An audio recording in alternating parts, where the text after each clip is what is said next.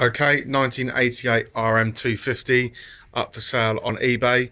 Just going to do a quick walk around for you now, and then do a cold engine start. I'll turn the bike around so I don't gas myself out of the garage, and then I'll do another video with it all up running nice and warm. So just a quick walk around. Okay, fuel is on, and I'll put the choke on because it's a little bit nippy today. So forgive the bad camera work whilst I do this. Kickstart, it's got a nice clean motion to it. Nice strong click. That's